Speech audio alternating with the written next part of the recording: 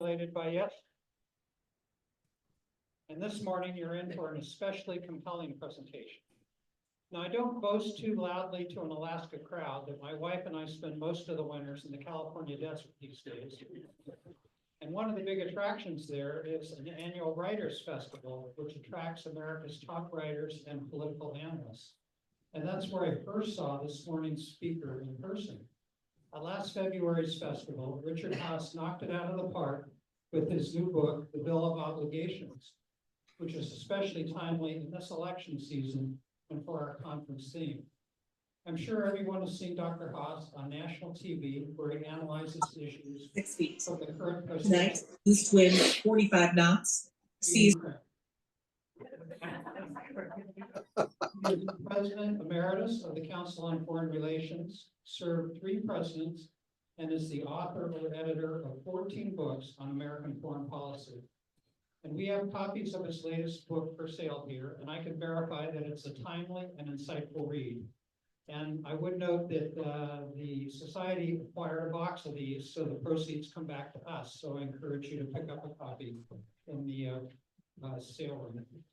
And since Fran Ulmer agreed to stay at the conference after her fabulous talk yesterday, we recruited her to moderate the session with Dr. Haas.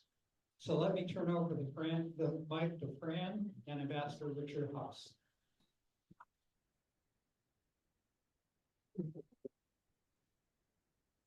Thank you, everyone, for returning this morning for this excellent presentation by Dr. Richard Haas. I know most of you are familiar with him, having seen him on TV or heard him on the radio. So as David said, it's a real treat to have him not only talk about his recent book, but about the state of affairs in the world we live in. To those of you who are on Zoom, please be sure to mute your systems so that we don't have an interruption. That would be hugely helpful.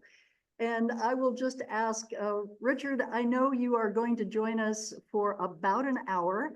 So if you want to kick it off, and then I have a few questions for you, and we'll take questions from the audience as well. So again, thank you so much for joining us. Over to you. Well, thank you, Fran. Thank you, David. Thank you all. Even though this is a political subject, I'd rather not filibuster. So I'd rather keep my opening comments on the short side. And then I'd love to get your reactions or questions or comments, even your criticisms if you insist. Look, I'm a foreign policy guy, as you may or may not know. That's what I've been doing for 50 years.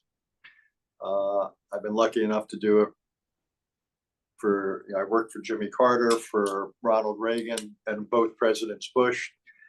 I've written a lot about it. I've yacked a lot about it. And then somehow,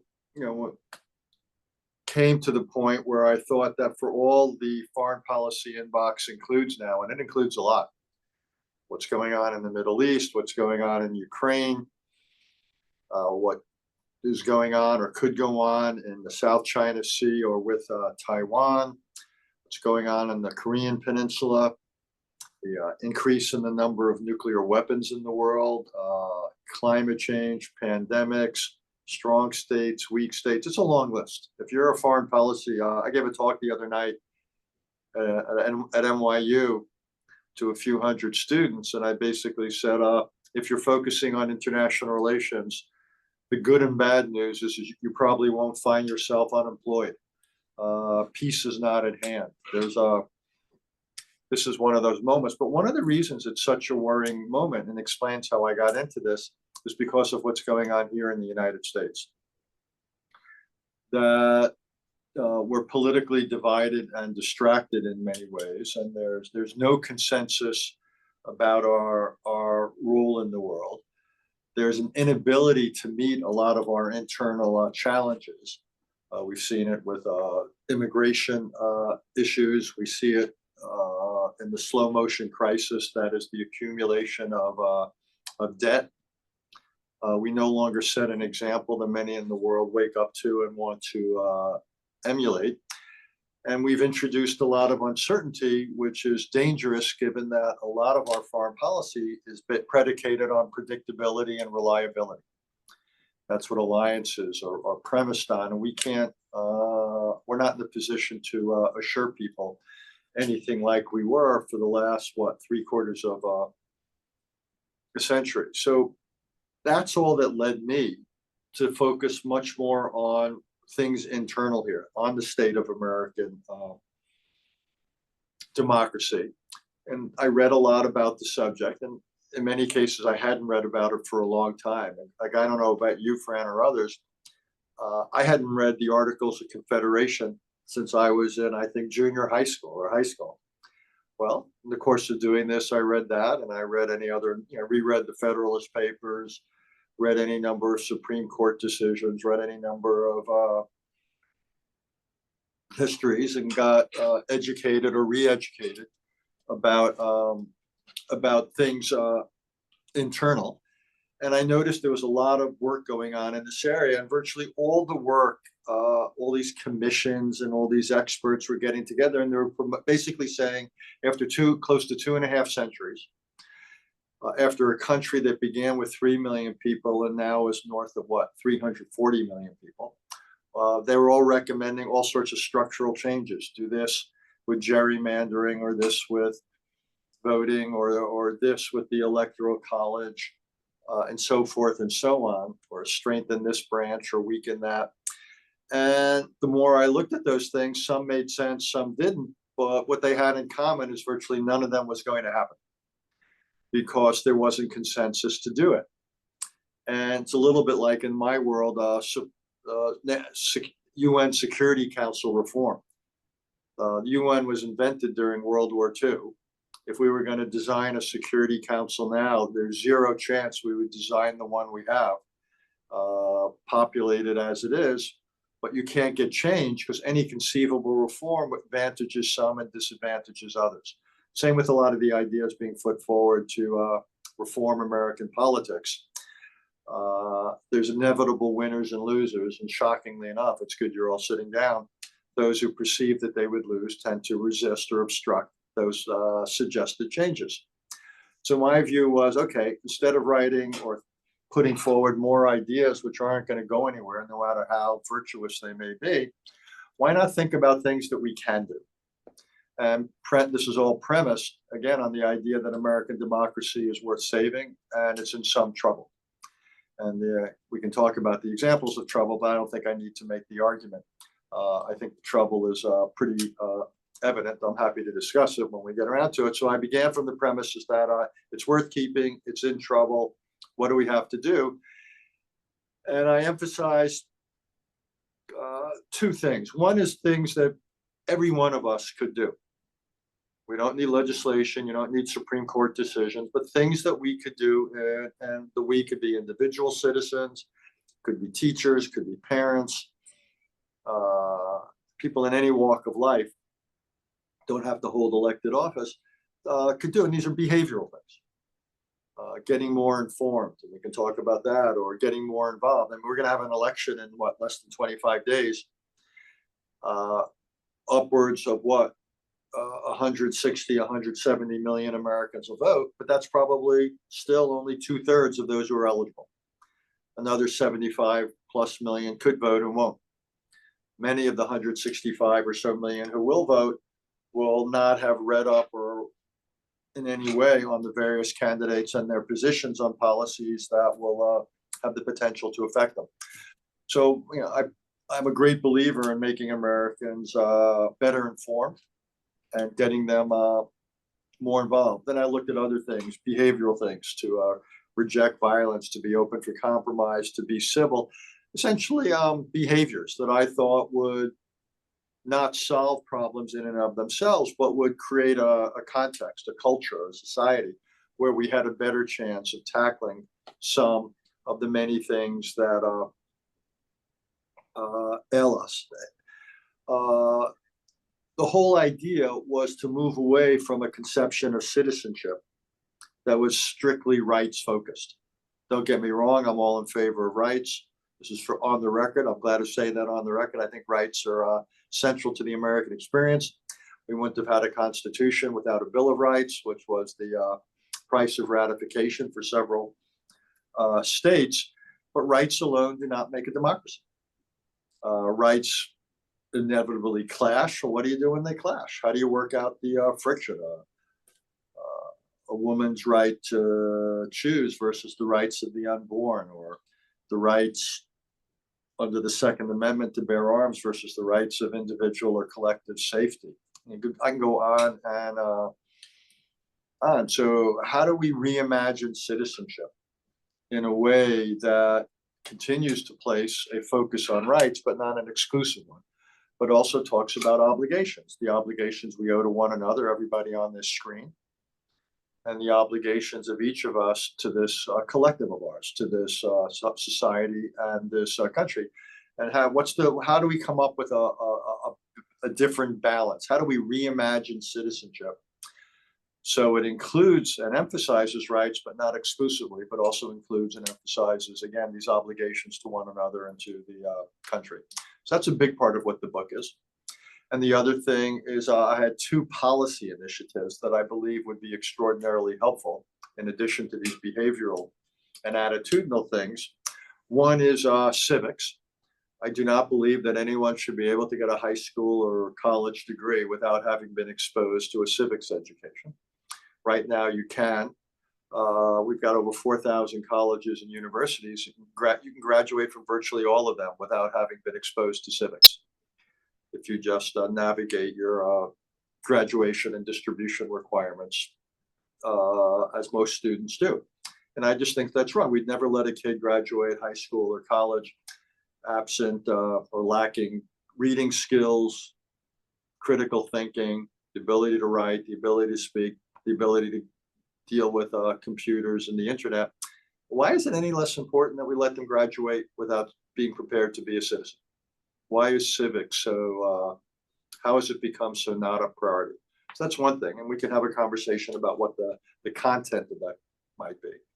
And then secondly, I wrote the book, and it's one of the 10 obligations to also reinforce the desirability and availability of public service opportunities. And, not mandatory. Americans don't like mandates, but I'd want to incentivize it. Military is one. I work in the State Department. There's the intelligence community and so forth, but also all sorts of things, the Peace Corps kind of things. But domestically, the state of California has taken the lead in launching all sorts of state initiatives.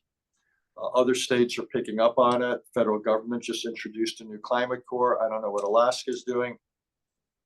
But there's no reason, even if we can't get these things to happen at the federal level, and I haven't given up, by the way, there's actually a legislative bipartisan caucus on public service, national service in Congress. But states don't have to wait for Washington on either of these things, on civics education or on public service. And I think what's so good about public service is it breaks down the barrier between individuals and government, but also it brings Americans together who are increasingly would not come into contact with another. We've become a very separate, siloed society, and I think that's dangerous. And I want to create a situation where Americans come together, get to know one another, and so forth. It's a predicate for everything else I'm writing about being able to work with one another openly and at least and constructively.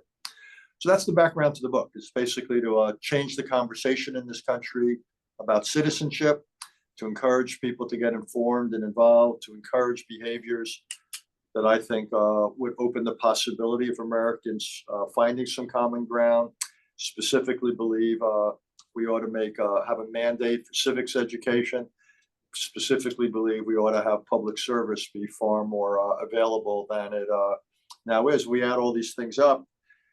I think they'd all be helpful, and they might actually over time then create a backdrop where we could enact some of these structural reforms that right now are desirable, but simply beyond our collective political reach. So why don't I stop there? That's the idea. But I really wanted to kick off, not just today, but more broadly. It's been a while since I published a book. I wanted to kick off something of a national conversation about this. We're less than 2 years away from our 250th birthday. And if not now, when? So let's have this conversation about, I'm not saying I've got all the answers or all, everything I'm saying is right. Great. Come back at me. whether it's you all or anybody. But I want to have a serious conversation about American democracy, what needs to be done to preserve it. I do believe it's worth preserving. And what all of us can do, rather than for waiting it to be saved, what can we do to improve it, each and every one of us. So Fran, why don't I stop there? I've gone on longer than I meant to. I apologize. And over to you. Thank you, Richard. You have touched on a number of things worth following up on. But first of all, I want to thank you for your initiative to have a constructive dialogue with the American people to really explore what could be done to change the direction that our country is on in terms of the polarization. I read your book and loved it and felt that it was worth doing exactly what you said, going back and reading some of the fundamental pieces of our constitutional and historical record that got us where we were initially. And so I actually went back and read the Alaska Constitution, and I just want to share Article 1, Section 1 of our Constitution, which is very much in line with what you're talking about. This Constitution is dedicated to the principle that all persons have a natural right to life, liberty, and pursuit of happiness, and to the enjoyment of the rewards of their own industry. That all persons are equal and entitled to equal rights, opportunities, and protections under the law, and that all persons have corresponding obligations to the people and to the state. So actually, right away, starting the Alaska Constitution, you have heard this same sense that it's not just about rights, it's also about obligations. But when I have taught public policy in Alaska, I frequently get asked questions like, well, which obligations? Who says what my responsibilities are as a citizen?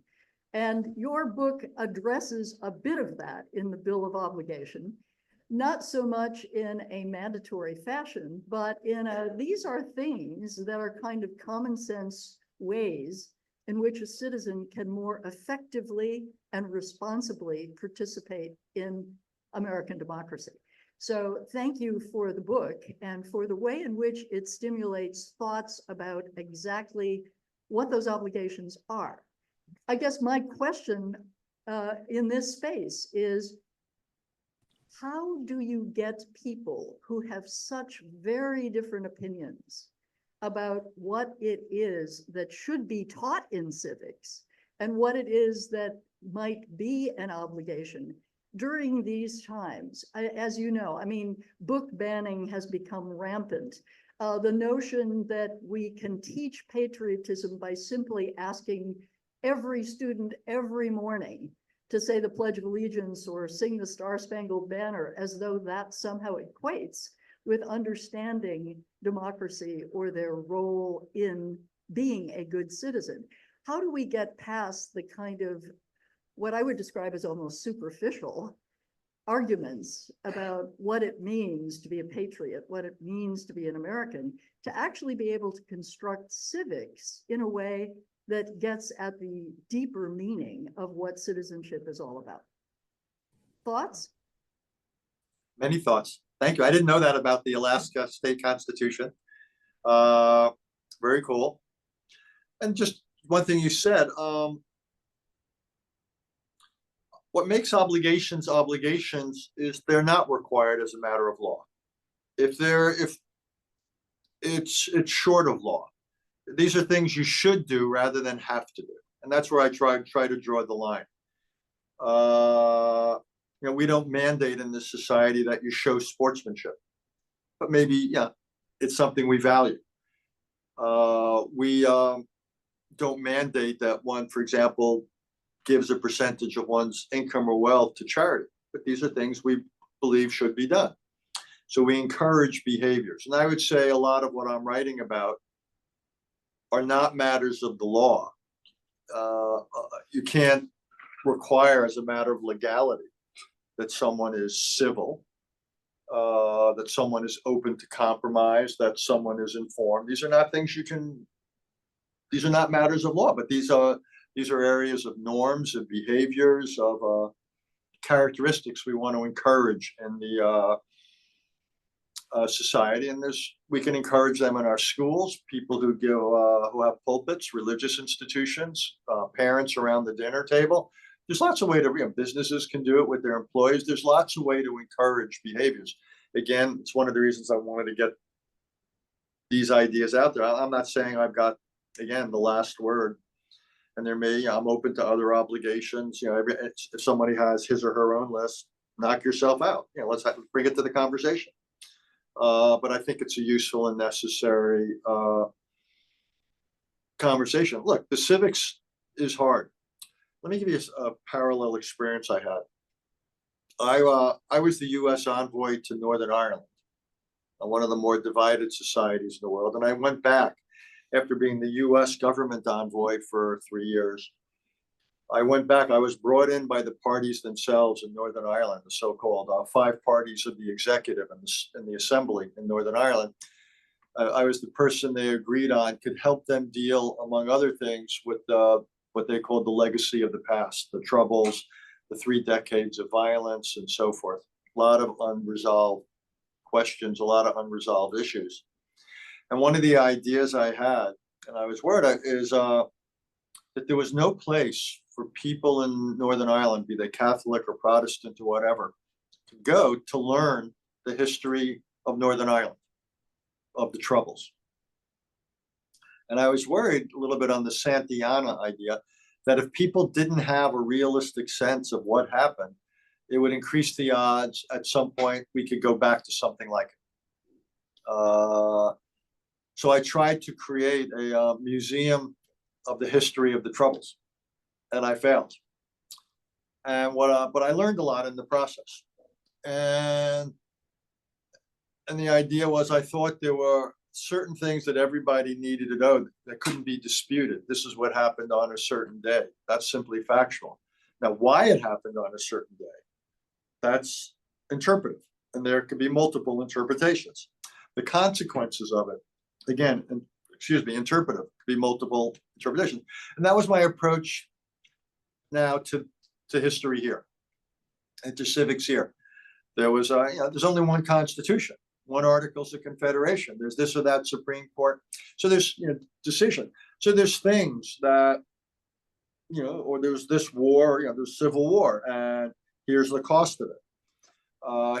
But then multiple interpretations as to why it came about. There's the dominant interpretation.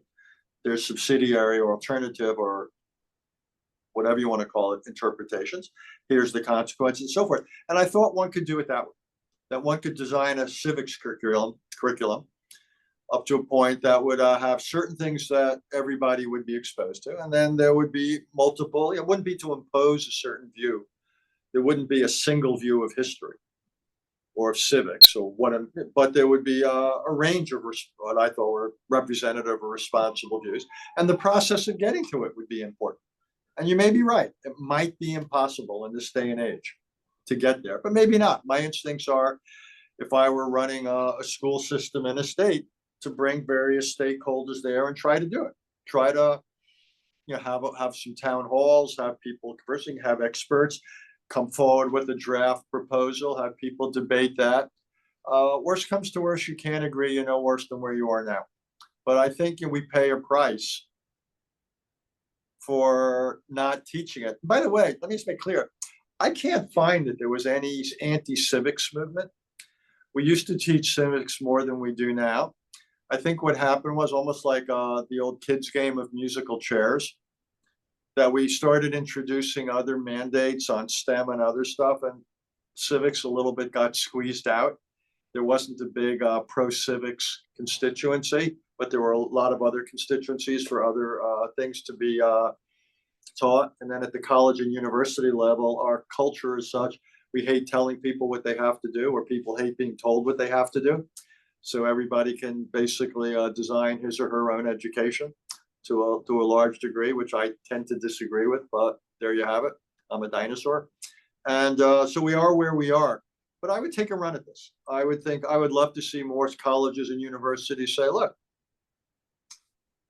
we've designed this civics course. Everyone has to take it. No one's forcing you to come to this college or university. You've got 4,000 other ones in the country you can knock yourself out in. Here's what we think here's our requirements for graduation. We wouldn't let you graduate without these other things. I'm a great believer in core curriculum. This is now part of our core. I think colleges and universities ought to do something like that. And I think states ought to have that conversation and try to come up with a thing. First of all, it's good that everybody was exposed to it full stop. I also like the idea that students have a common experience. I love the idea that there's then something they've all been exposed to, they can talk about, they can debate. And by the way, debate is a great teaching tool. We can talk about that later. One of the great ways to teach civics is debate. And you learn about issues, you learn to disagree. You can change sides. And the thing you just supported, now you have to oppose. What better way to build empathy? I mean, so there's lots of teaching tools you can introduce here, but I would love for states to go through the process of seeing whether they can come up with a curriculum again that doesn't impose one view of history, but says here's the things that happen, here's what we know, and then here's a range of points of view. The other thing, trying to go on so long, let me say one other thing. The other thing I'd love to see, and we're seeing it in certain countries like Finland, we're seeing it in certain states like New Jersey, the state you may have heard of, several thousand miles to your east.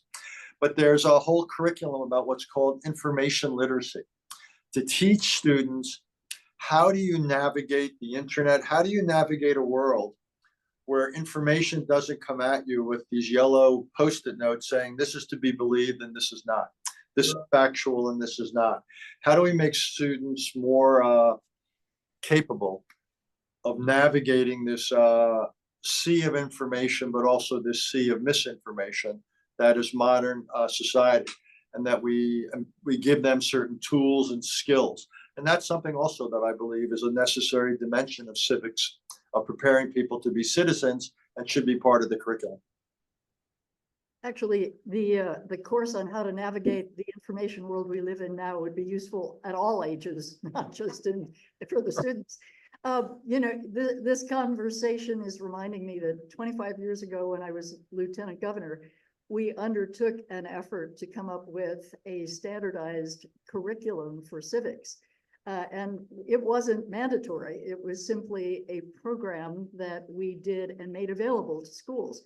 I wonder if we couldn't organize this very organization of Alaska Historical Society to become an advocacy group to actually make that happen again. Because what happened then? Can I ask you what happened? 25 years ago, we went through that. What was your experience? The experience then was that many teachers were delighted to have a pre-programmed curriculum that they could fit into whatever they were already doing in social studies. But I will have to say that was before mandatory testing and all of the state standards. As you point out, it's not so much that there was an anti-movement as it was, let's go do the curriculum that basically matches up with the testing, which matches up with the state standards. And that kind of squeezed out a lot of things, whether it's music or art or civics for that matter. And I'm not saying that that wouldn't still be an issue, but on the other hand, there may be more of an appetite right now to revisit that question than there has been, given the understanding that so many Americans have just kind of checked out on the topic of politics and government and social issues that they care about, but they don't want to take a deep dive because it's kind of painful. It's relatively negative. So if we could switch for just a moment to the international sphere, you mentioned the work that you did in Northern Ireland. I was in Ireland exactly 3 weeks ago, and it was really interesting to hear about the extent to which there has been a fair amount of reconciliation, in spite of the fact that for such a long period of time, there was real hatred and impossible bridges to cross. Right now, it feels like that's our situation vis-a-vis our neighbor, Russia, frankly. As long as Russia is in the penalty box, it is really getting in the way of the kind of cooperation we used to have at the Arctic Council table with the 8 Arctic nations that actually work together quite well on things like environmental protection and sustainable development and scientific research. And now, of course, with 7 of the 8 nations part of NATO and Russia on the other side, and Russia getting closer and closer to China in terms of its work in the Arctic, it seems to me right now, sitting here in 2024, that it's going to be a very long time before the previous relationship that had been built up since Gorbachev in the Arctic has a chance of resuming. That's a particular problem to those of us in Alaska, because as you know, there's increased shipping through the Bering Strait. That narrow 54-mile strait has a lot of LNG tankers coming off the north slope of Russia going down to China. And the Russian-China connection is getting stronger and stronger. You pay a lot of attention to international politics. I know you headed the CFR for years. I'm just wondering how you see Alaska, and particularly as we build up our military strength, even more than it has been in Alaska, particularly vis-a-vis Arctic difficulties, how you see Alaska specifically as a part of the geopolitical puzzle, the bigger political puzzle with Russia. It's probably useful to distinguish between Alaska as Alaska and Alaska as one of 50. I mainly work with the latter. We're obviously at a difficult period of international relations. And where the degree of threat and turbulence in the world going forward, in the windshield, if you will, is much greater than the rear view mirror. And that's just a fact of life. So Alaska, like the other 49 states, people where you are going to have to accommodate themselves to a more demanding, dangerous world. And I don't think we're prepared for it. We're spending as a percentage of our GDP on defense roughly half the Cold War average. It's not enough. We no longer have an industrial base that's capable of turning out the equipment and armaments and ammunition that we need. We face difficulties in 3 geographies, the Middle East, Europe, and the Asia Pacific, some called the Indo-Pacific. We're simply not geared for it. So the United States collectively hasn't put itself in a position where it is well equipped to handle what's coming at us. I would just say that that's for the residents of Alaska and the other 49 states. I think you got specific issues there with the Arctic Council and the Arctic. One of the unexpected aspects of warming is you've got a lot more open sea. Got a lot more going on there. And again, we don't have the, my guess is we haven't, I don't claim to be an expert on it. We haven't adjusted to that adequately, to say the least. But I think it raises a big policy question, and it's not limited to the Arctic, which is the following. You used the word penalty box, I think it was. We have this relationship with Russia that has been transformed for the worse by Russian aggression against Ukraine, first in 2014, subsequently in 2022. At the same time, we have a spate of issues with Russia. The biggest one is probably not the Arctic, but is in about 16 months from now. All the New START nuclear agreements with the United States and Russia, the arms control infrastructure, is due to expire. Well, what happens then? So one of the interesting questions is, what do we want and what are we able to do when it comes to carrying out a relationship with Russia where we have profound disagreement over Ukraine, yet we have other interests at stake, be it the Arctic, be it nuclear arms control? Like, it's a long list. You could say climate change, you could say dealing with disease, and so forth. It's similar also to China to some extent. We may have profound disagreements over the South China Sea or over Taiwan. Yet at the same time, we have interest in potentially cooperating on any number of other issues. It's a real foreign policy challenge. I can articulate the problem or the challenge more than I can the solution. And But I think, but you raise real issue, and that's a real debate, because there'll be some will say we can't have anything normal with Russia because of Ukraine. We have to have sanctions across the board. And my view is, well, we have to look at our reactions and say, are they likely to move Russia on Ukraine? A narrow conversation. And two, what about everything else? And how does we deal with our other interests or stakes vis-a-vis Russia? And so I think, you raise a really good question, and there's no consensus on that. But I think a lot of our responses are awfully, well, how would I put it? We often respond with things, certain types of sanctions and so forth, which are across the board. And I have my own view is I'm a little bit more. We may need to deal with the Russias or Chinas on some issues. At the same time, we disagree profoundly on others.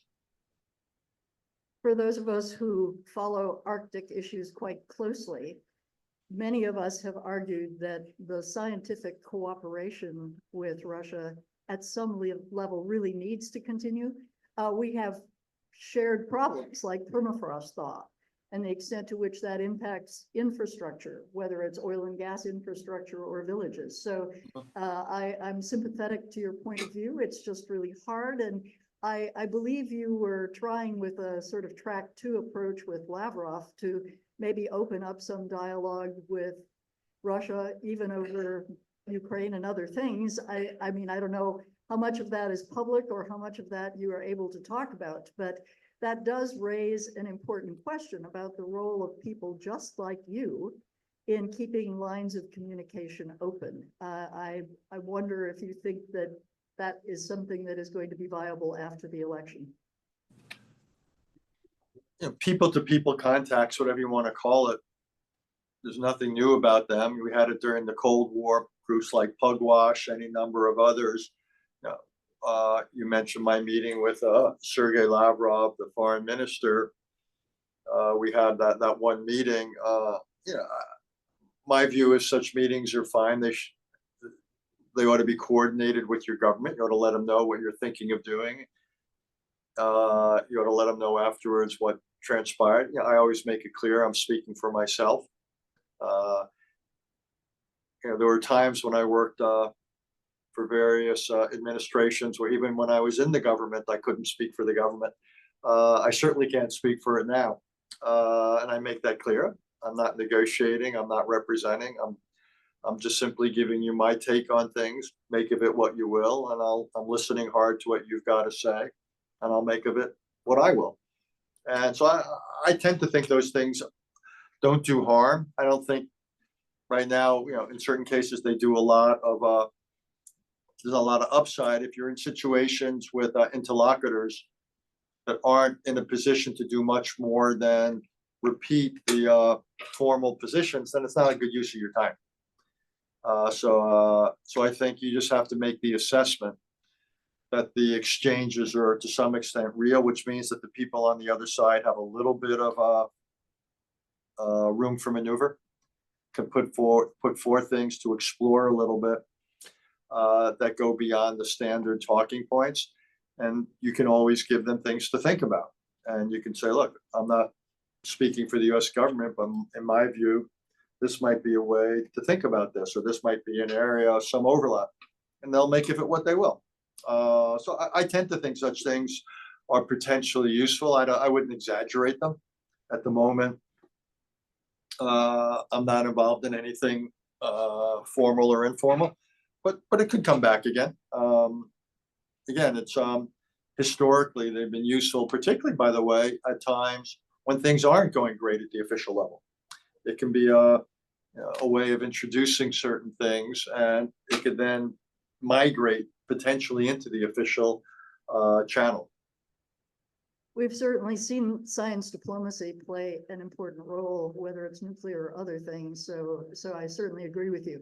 So we're going to open this up in just a moment for questions from the audience, but I wonder if you would spend just a moment on US elections and the current state of affairs in America, particularly with the disinformation energy that goes into destabilizing what was already a rather amazing campaign.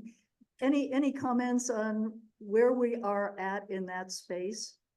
Sure, I've got lots of comments. Let me say two things about our elections, neither one of which will be a prediction. One is, yeah, there's a lot of disinformation, some of it coming from abroad, Russia, Iran, North Korea, China, what have you. A lot though coming from within. We're pretty good at this ourselves in terms of producing and disseminating misinformation. The Supreme Court and the Congress have basically weighed in over the decades and made it clear that they are not going to do a lot to regulate what is out there. If you look at the laws governing the internet, essentially the carriers are not particularly responsible for what they're carrying. So there's a lot of stuff on the internet that is simply misleading, untrue. We're seeing it right now, for example, complicating some of the efforts to deal with Hurricane Milton and so forth. We're seeing it with the election. I've come around to the conclusion that if the courts and the Congress are not going to step in, if the companies themselves are not going to exercise, how would I put it, the kind of oversight I would like, and I understand it's complicated because of free speech issues, then I think the emphasis has to be on a more discerning consumer.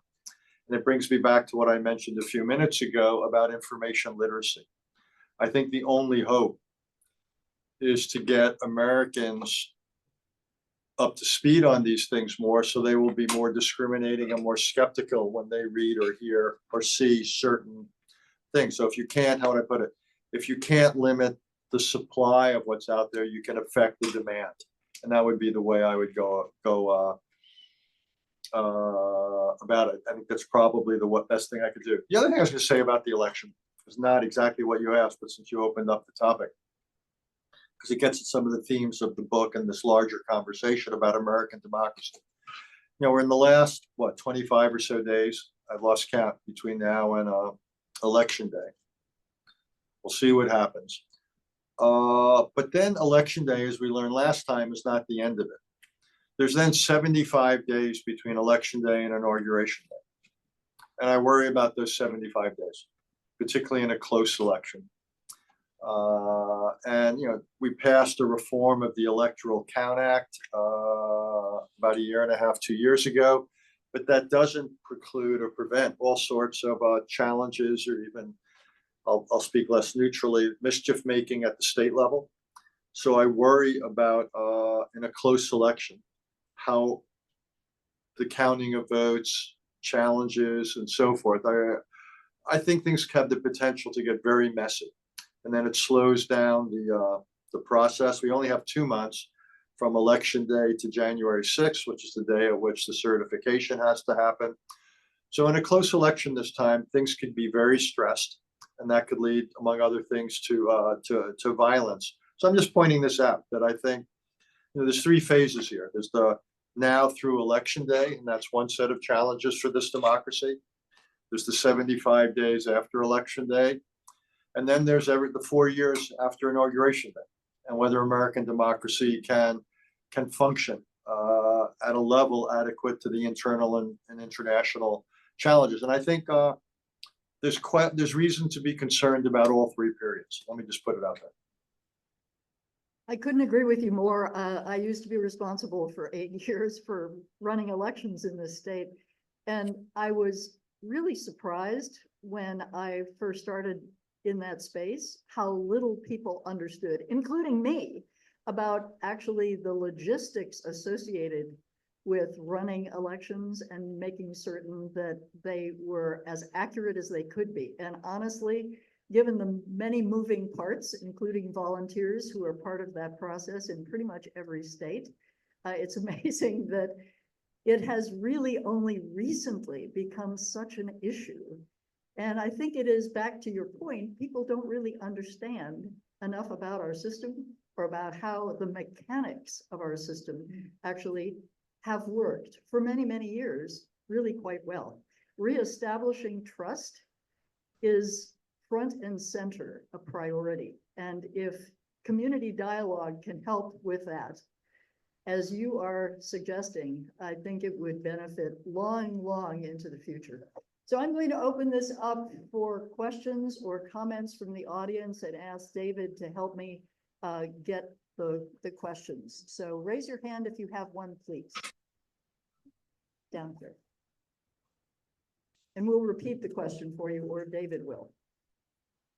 Yeah, thank you very much. I've been thinking about obligation, and one of the things that occurs to me is that we have an obligation to engage with people that are different from ourselves, different in lifestyle, different in values, different in any number of ways. But the issue is there has to be some common groundwork in terms of fact-based information and guardrails on what is acceptable and not acceptable in terms of the dialogue. And I wonder if you want to comment outside of civic education in the formal sense in schools. I think that's an important point. But how on a day-to-day basis as we meet our neighbors, can we engage in the obligation to discuss issues and accept and listen to different points of view? Could you hear that, Richard? I'm sorry, I apologize. Okay, just very briefly, we have an obligation to listen respectfully to each other and to listen to people who are quite different than we are. The diversity of perspectives and the diversity of where people are coming from is an important piece of the dialogue that needs to take place. And I think, if I'm understanding it correctly, the norm of being respectful is something beyond just teaching civics. And the norm of actually being open to listen to people who are quite different than we are and have different opinions. How do we establish, or perhaps reestablish, I'm not sure we ever were at the level of perfect on this one. How do we make that happen in our society? Look, you're talking about things, what I would call civility, openness to compromise, and so forth.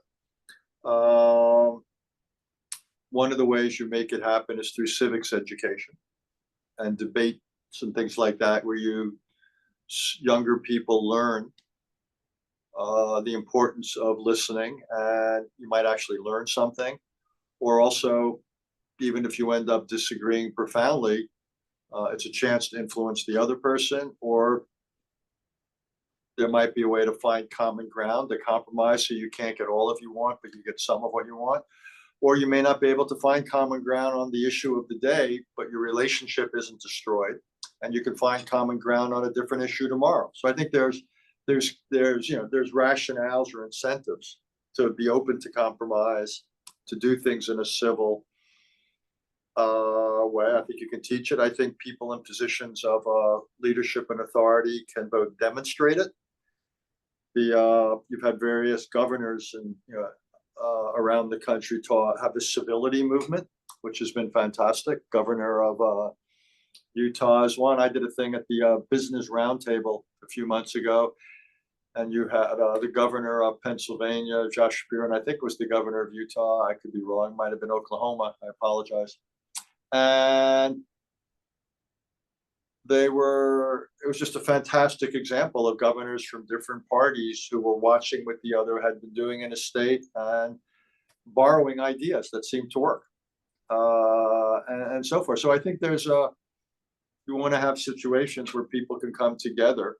But again, I think that's where people who have leadership in a society, that's where, people who have, with the preachers who give the sermons or the homilies, this is their obligation, if you will, in school, parents, business leaders, to create safe spaces where people can come together, and hopefully over time, people will have good experiences where they learn stuff they didn't know, or they found, hey, well, we began by disagreeing, but by the end of it, we were actually able to get something done, or we couldn't on this issue, but maybe we'll be able to find some common ground on the next thing that comes along. So I don't know any way to do it wholesale or wave a magic wand, but you want those kinds of interactions to happen increasing. That's where, again, town halls and other things I think can be useful. What you mentioned on the kind of thing on a civics course, the curriculum, that would be the kind of place where you create a structured conversation, and hopefully people who felt passionately about it with very different views would, at the end of the process, find some common ground. And I also agree with you that leadership matters, and the norming gets, in a way, either reinforced or reduced by seeing people in positions, whether they be public positions or private positions, that exercise the kind of conduct that you want others to follow, right? And Yeah, and it's on us. Yeah, Right. it's on us. It's on us. It's Because on we all have of to, us. 100%, we have to decide whether we are going to reward people who do that, or we're going to ignore it. Are we going to incentivize people in the political space to act that way, or we got or not? So it's on us at the end of the day. I mean, look, my view of politicians, pardon me, since you spent your career in it, but politicians they're not always responsible, but they are responsive, and they will react to incentives and disincentives. So it's really on us in many ways. If we want to see people behave somewhat different in elected positions, then I think we have more than a little ability to bring that about. I think we have time for at least one more question. Steve? John. Or whomever. Go ahead. I'm right here. Go ahead, David. Dr. Hopkins, it's wonderful to have you here. I'm starting a great conversation for everything, not just for Alaska, but for anything. There's an initiative that happened in the 80s and 90s called Falling. And people like Peter Drucker, Fran suggests that it comes from the top. That you need to have CEOs, you need to have people preach. There was a movement that changed many American industry to this concept of Japanese concept actually of continuous improvement. What I sense here is that if it's got to come from the private sector, it's got to come from the consumer, as you say, it's got to come from the citizen. But there's got to be a leadership role, there's got to be a champion, there's got to be a coalition, there's got to be somebody or some group that wants to teach us how to be good citizens. And I think a lot of CEO folks have this issue with they can't find good help. That's not true if they will help in the training, and if they will help in teaching people how to follow, how to lead, how to be good citizens within their companies. I'm not sure if I'm really explaining the whole concept of it. It seems to be there needs to be a group that will stand up and start some sort of initiative that people will listen to, and maybe we'll have some improvement like we have had in our American industry in terms of improvement. So, Richard, I'm assuming you did not hear that? I could No. not. Okay. It sounded So basically, a question and a statement about leadership within the private sector to move forward with establishing an incentive-based system to improve behavior and to actually lean into setting a standard that is useful both in the private sector and the public sector in terms of like continuous improvement movement in Japan. Somebody needs to take the lead.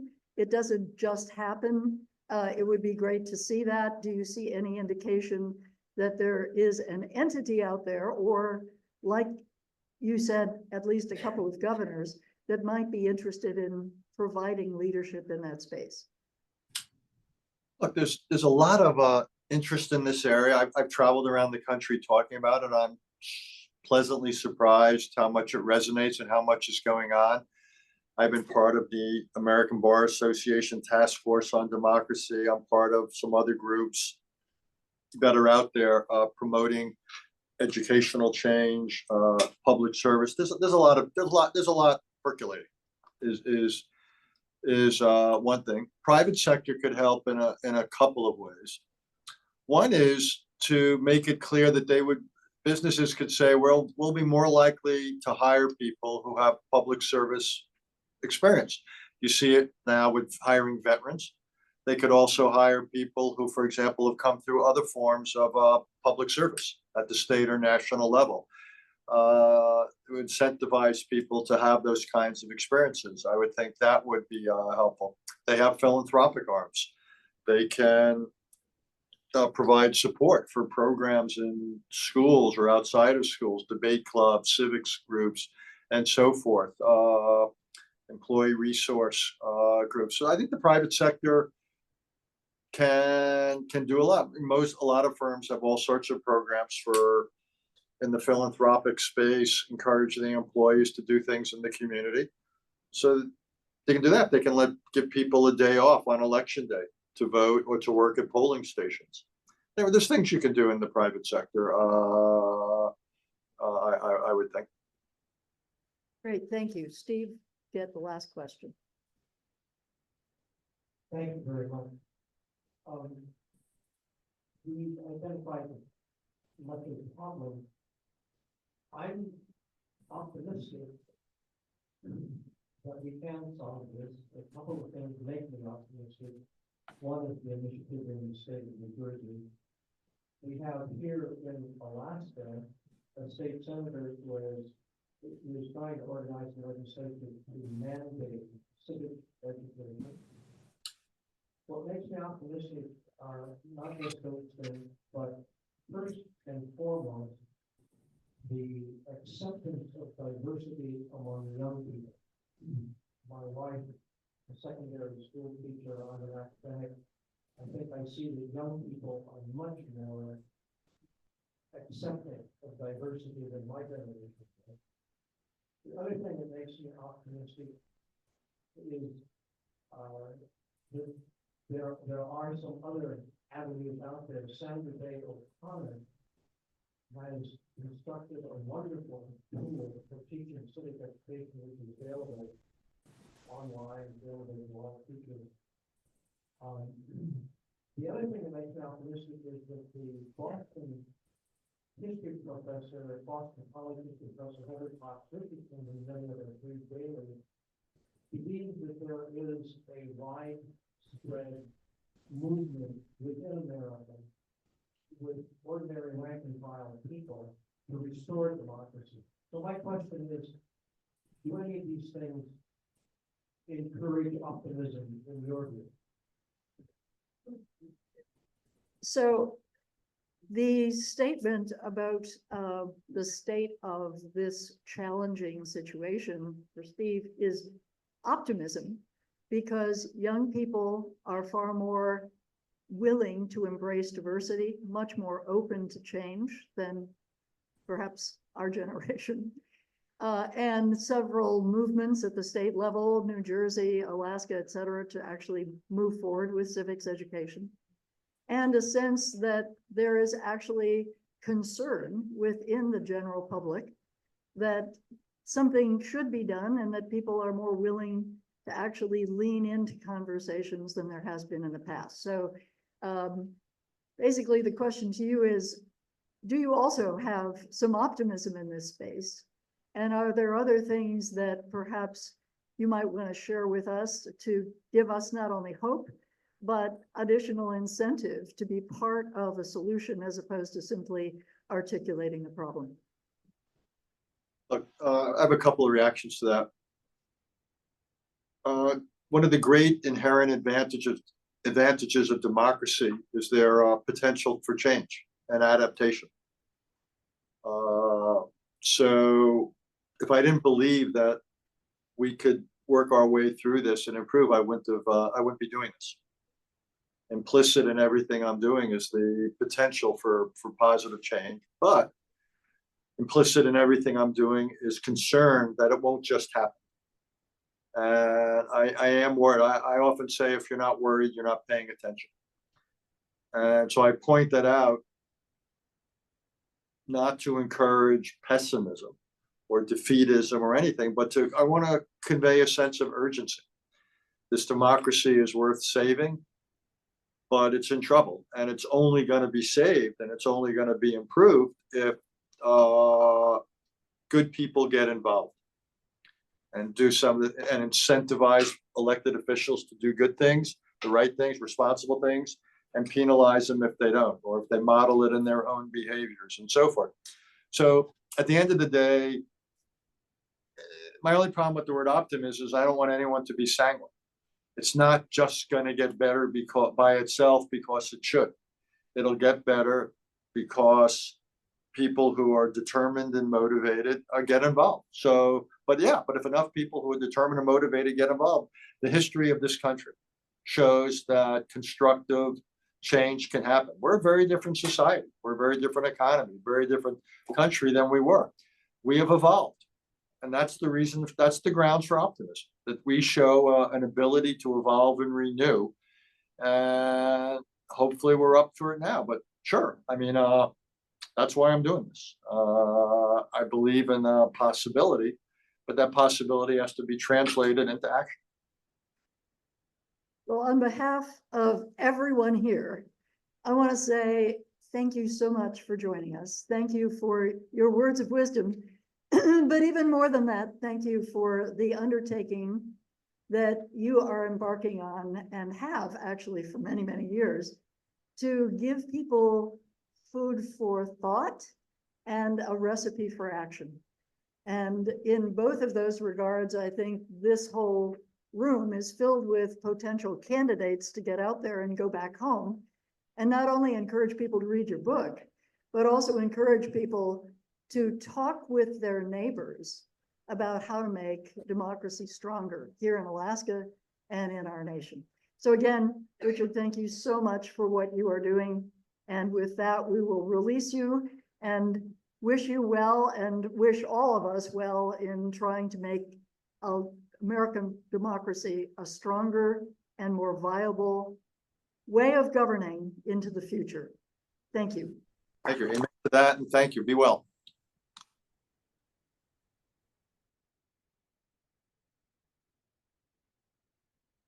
So what I said at the end there, I really want to emphasize, you know, it's easy to go home from something like this and say, well, gee, that was fun.